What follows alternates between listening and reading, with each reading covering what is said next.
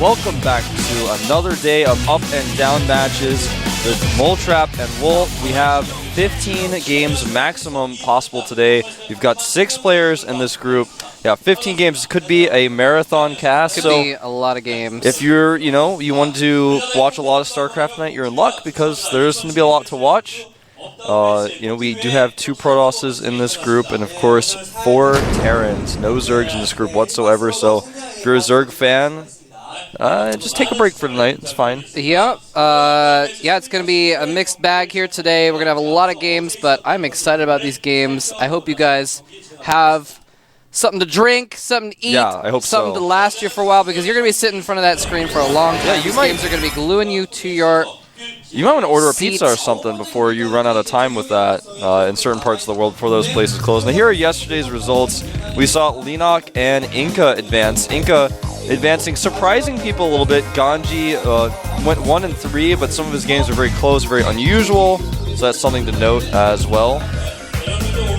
Yeah, yesterday's matches I was very surprised by Ganji's play there. I thought he was going to do a lot better, but props to Inca, definitely.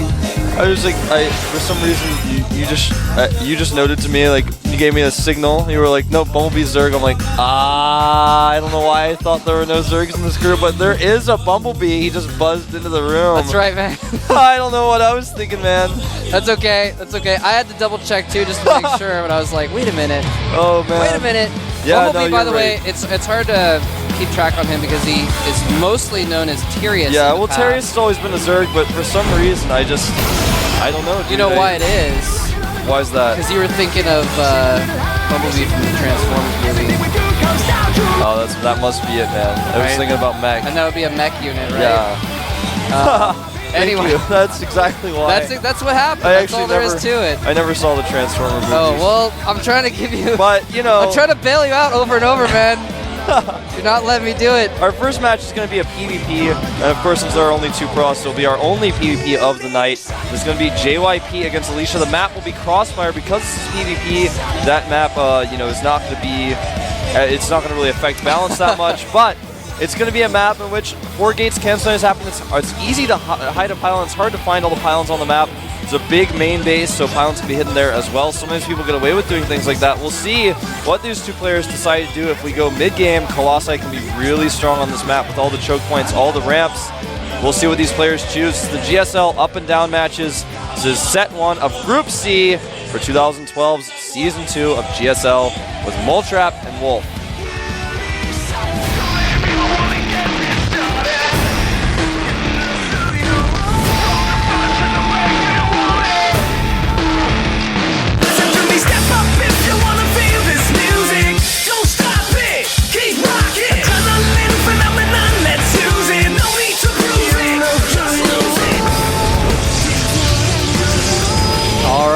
Up here in the top right of the map, Crossfire, we have our first Protoss player, Team Evil Geniuses.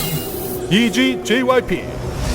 EGJYP has a pretty good record. He's actually got over 60% win rate versus other Protoss players, so I think he's definitely the favorite here because this guy down here at the bottom left does not have that good of a record. He's only 4-7 career in PvP. Gonna have a struggle here. Slayers Alicia. He has shown good crisis management and good micro in 4-gate versus 4-gate situations. He was able to beat MVP, and I believe his first GSL PvP appearance. MC, I don't know why I just said MVP, but he was able to beat MC, I believe, in his first PvP appearance in the GSL. And people were really impressed by his play overall. There was a time when Alicia was really known for his all-ins, especially in PvT. And we'll see. I'm really curious to see if he can find his way out of this group. He's been improving a lot recently. He was the chosen one. He was the only Protoss in the round of 8 in the Super Tournament. And he's been around for a really long time. He's never really proven himself recently. He hasn't been able to shine and get to that round of 16 in Codas or even round of 8 in Codas. He hasn't been able to have that moment yet. So we'll see if he can do something like that. I think that could be said for both players, to be honest. That's actually very true. They've both kind of been in that situation where they've been around for a while, but haven't really broken out into any kind of solid top-level performance. Yeah, so this is going to be a proving ground for both these players. Both players had some trouble this season.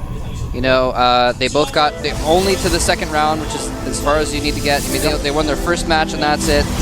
And were able to just get into the up and down matches. And of course, JYP, in fact, I was saying he's got a better record versus Protoss, but he actually lost to Hero, another Protoss, in his second round. So yeah, we'll see if maybe he's been struggling a little bit. But Alicia hasn't won a game in a tournament versus Protoss in 6 months. That's true. It's been a long time for him. He has not played that many matches. He hasn't played many. Let's talk about the build order differences here now. JYP has actually been using Chrono Boost on his Warp Gate research. He's now going up to 3 gateways. He made a second gas and showed it, but he has not mined from it. It looks like he wants the 4 gate here, so he's faked the second gas. Now the probe of his opponent is gone. Meanwhile, Alicia skipped Zealot, did make a later second gateway. He has been chrono boosting out his stalkers. He does have a sentry on the way as well, but I think JYP may be able to catch him here. He does have his own probe out on the map that he can use to scout, so he will be able to go into the main base and see the 4 gateways, but he may not have enough to defend. He does have 1 sentry on the way, as I mentioned, but he's only going to have 1 when this hits, unless he makes a second one right away. Oh, but this probe gets in! And, is he going to scout the other gates? No!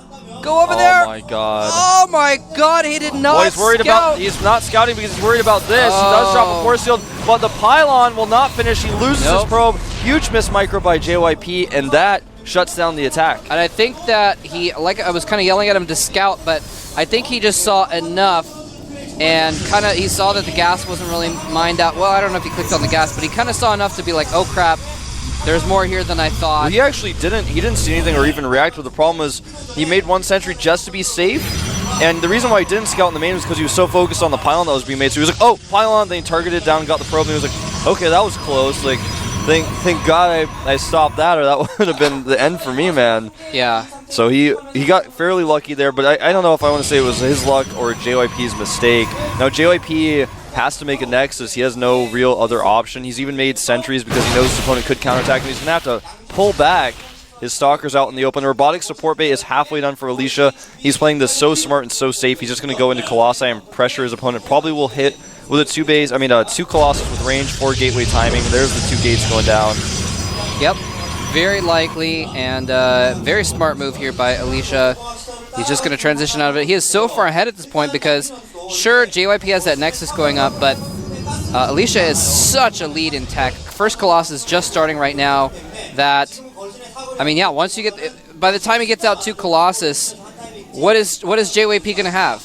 He's going to have an expansion that has been mining just barely long enough to pay for itself, which isn't going to contribute to his army at all, and that's it. Yeah, I mean, he's going to have a lot of sentries in his composition, which are they're just quite frankly not going to be good in this scenario, not on this map, not against the composition his opponent is building. Interestingly, Alicia added his 2 gateways before he moves out. It looks like he's actually going to push with just 1 Colossus, so I take it back.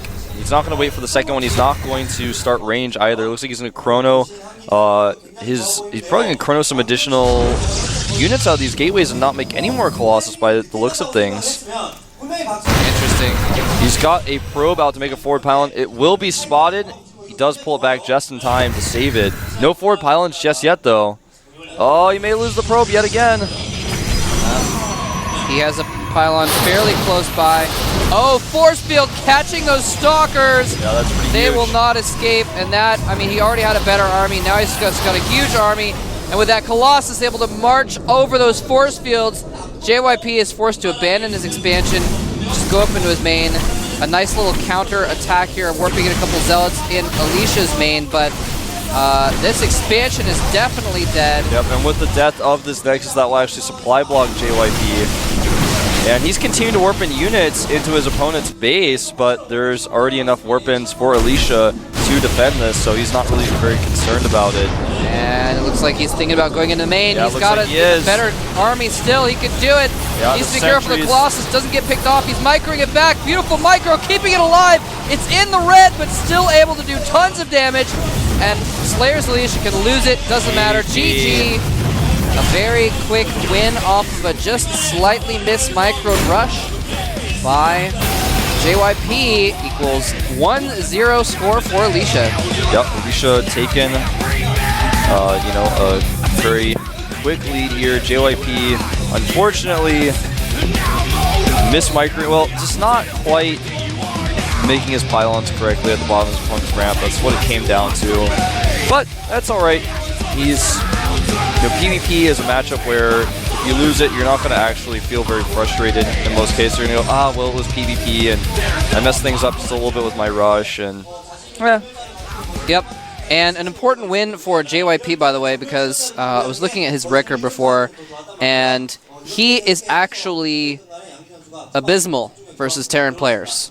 He just does not win versus Terrans very often, and so this is very important because he's got a few Terrans to play against. With his record being as poor as it is, I think he's got like a 25% win rate or something like that. The best he can hope for is 2 wins from those Terrans, right? Yeah. And probably expecting maybe 1, statistically speaking. He needs the win against his other Protoss and against the Zerg player in the group in order to be able to come out ahead.